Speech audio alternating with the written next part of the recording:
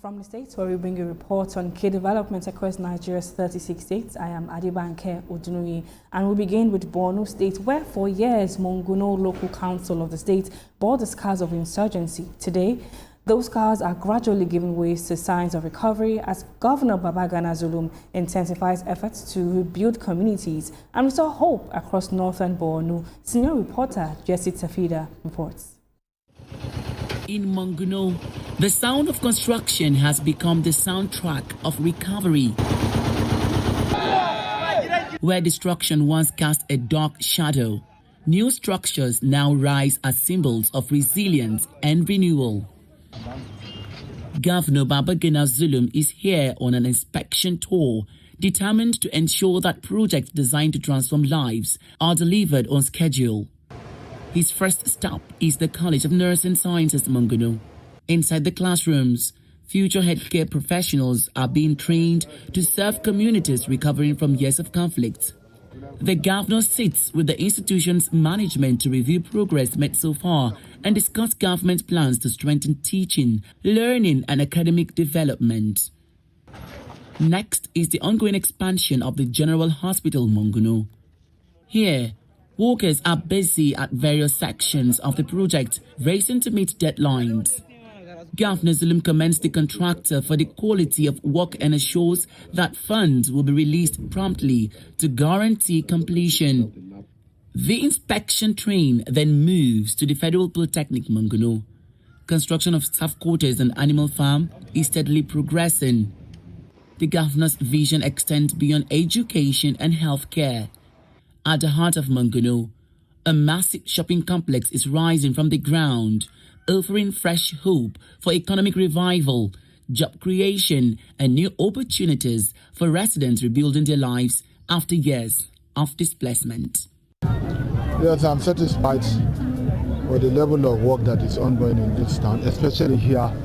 You can see shopping complexes in the Monguno market. It's very important because Monguno market is one of the markets that has a value addition in the entire northern Borno state.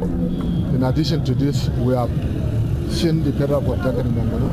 We have seen the School of Nursing, College of Nursing, among others, all in an effort to improve the standard of education in the state. As you are aware that government is looking forward to increasing the numerical strength of human resources for health. As the rebuilding journey continues, Monguno is steadily rewriting its story from one defined by destruction to one driven by hope, recovery, and renewed possibilities. Jesse Tafida, TVC News, Monguno. Senior reporter Jesse Tafida joins me now to tell us more. Jesse, you followed the governor through multiple project sites in Monguno in one single day. Tell me, what was the general condition of the town, and does the pace of reconstruction you witnessed match the scale of destruction that Monguno faced during the peak of the insurgency? Well, Banky, from what I saw, Monguno is really, recovering. Now, to paint a picture of what Monguno looks like, years from now, this was a town completely ravaged by insurgency. There were times where, some certain period of time where Monguno has no presence of civilian or security presence due to, intense activity of insurgents until, 2015, when the Nigerian military took back Monguno from the hands of the insurgents. And from then, recovery started, picking up. And, these people have been taken back to their places of abode not too long ago. But what we've seen so far, we can see, structures coming up, schools, basic amenities being put in place by the government. We've seen people picking up the pieces of their lives, starting up afresh. So Monguno is, gradually recovering, Abenki. Okay, just like you mentioned, Monguno has been recaptured and rebuilt before, only for instability to return again. What guarantees did the government give that security conditions will hold long enough for these investments to deliver lasting impact for the residents?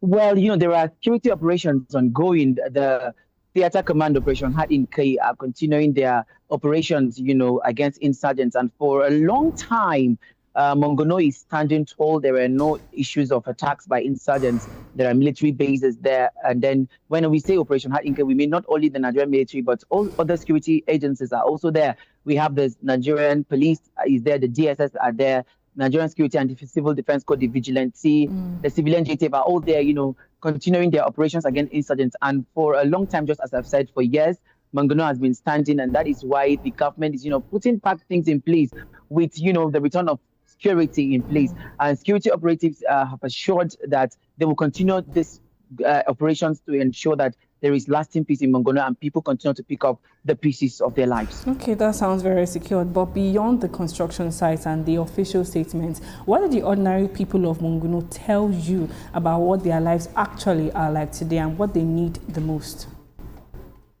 Well, from the lips of many, they're really grateful to the government of how the government is putting things in place. The general hospital has been functioning. And just as you've seen, the government is expanding the general hospital. Schools are there. The primary, secondary schools are there. We could see the College of Nursing Sciences is also functional. Shops are being built just to, give these people job opportunities, to empower them, to see that they are picking up the pieces of their lives. Now, according to the people, they're grateful for what the government is doing, but there's still more to be done. According to them, they need more security, more job opportunities. Most of them are farmers. Some have started going back to their farmlands, and they need more.